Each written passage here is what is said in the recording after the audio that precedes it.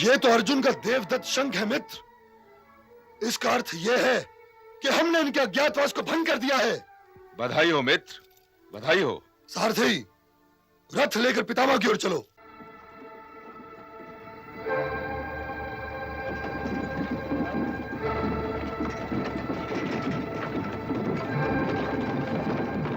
हे पितामह, हे गुरु द्रोण, हे कुल गुरु कृपाचार्य, आप सबने गांडीव की प्रत्यंचा ध्वनि तो अवश्य ही पहचान ली होगी और उस शंख के नाद को भी अवश्य ही सुना होगा।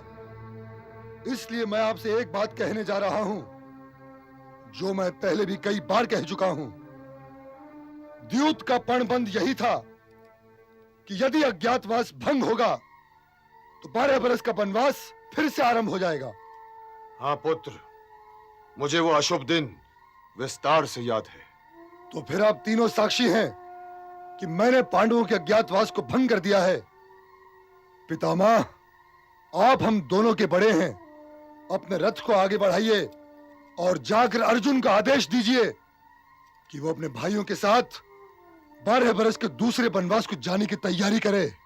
पुत्र, हम यहाँ मत्स्य देश को जीतने आए थे या तुम्हारे भाइयों का अज्ञातवास भंग करने?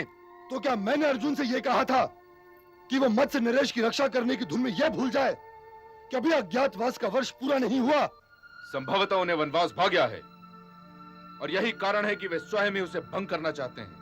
अंगराज कर्ण, ये एक परिवार की समस्या है।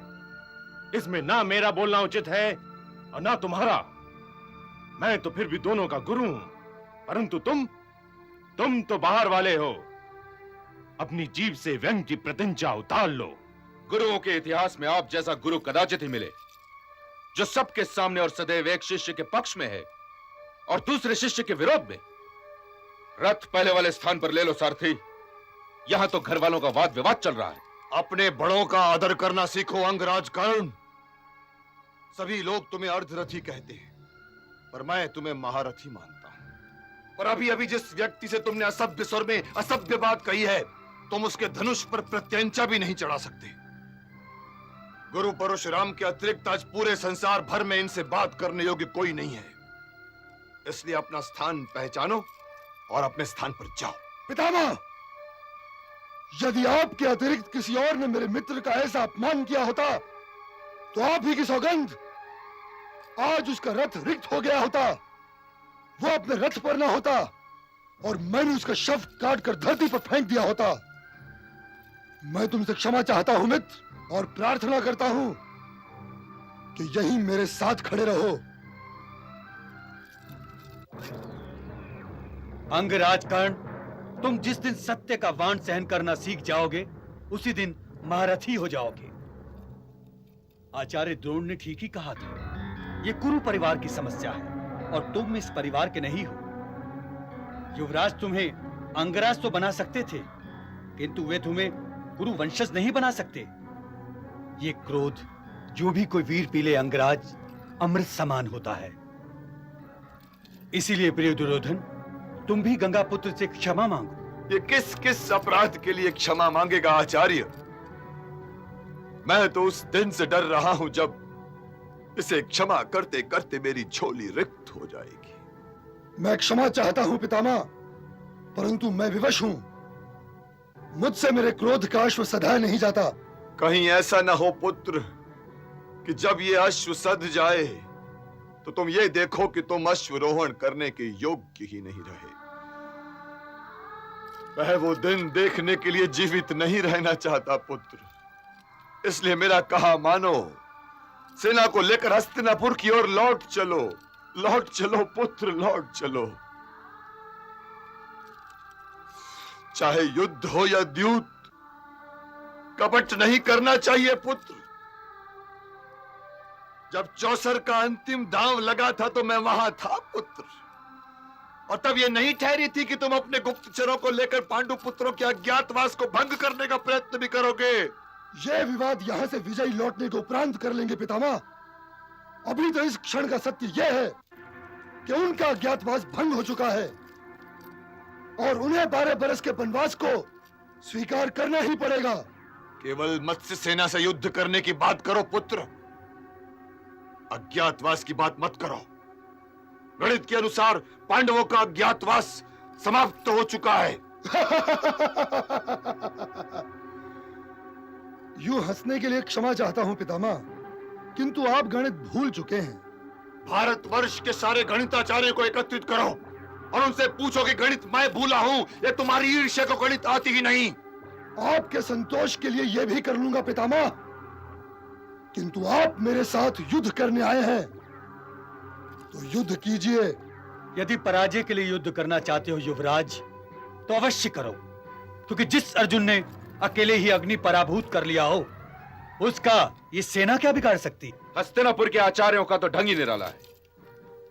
वहां के गुरु युद्ध भूमि में अपने शिष्यों का साहस बढ़ाने के स्थान पर शत्रु की वीरता के बखान से उनका साहस घटाने का प्रयत्न करते हैं।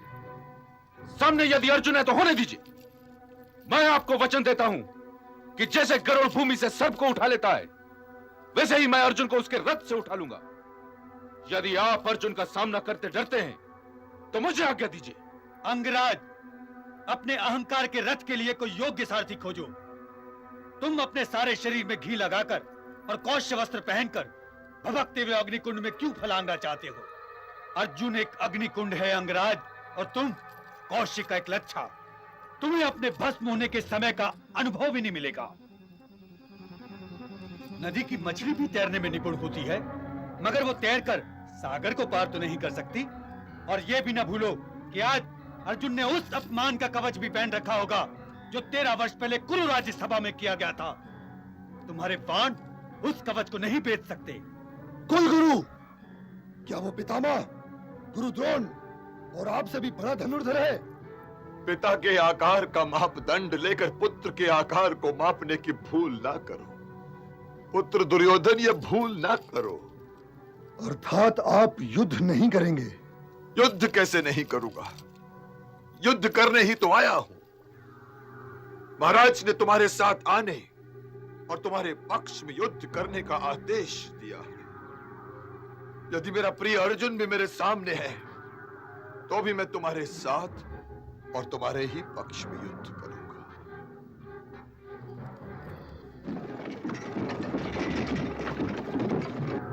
लो, अर्जुन का ध्वज आ गया है।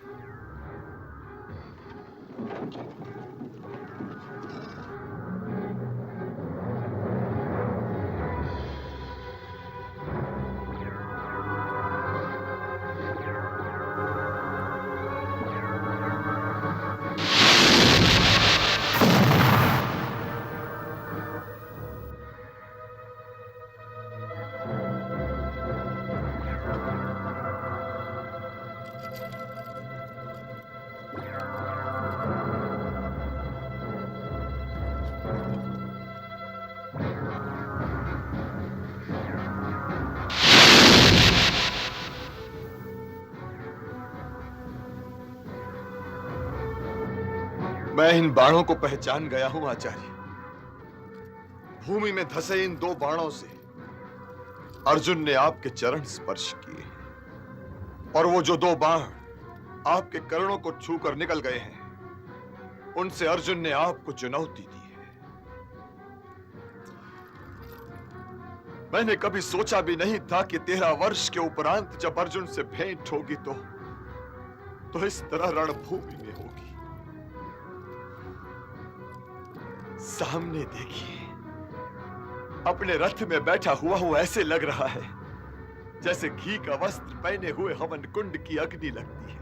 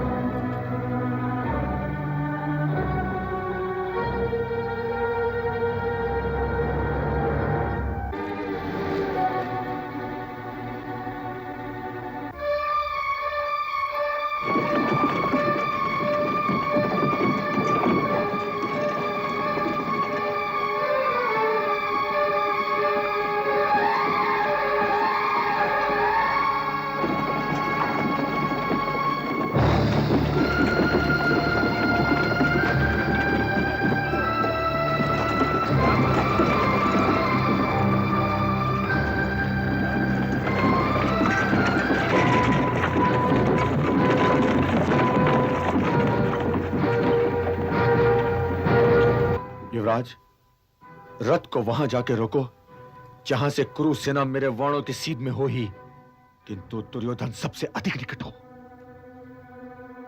मुझे तो युवराज दुर्योधन कहीं दिखाई नहीं दे रहे हैं। संभवतः वो हमारा गोधन लेकर दक्षिण की ओर निकल गए। तो फिर वहां चलो, पीछा करो उसका।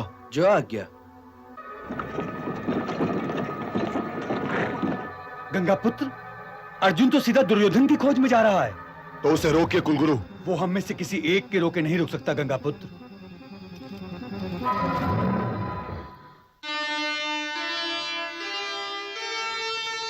बाण चढ़ा कर धनुष पर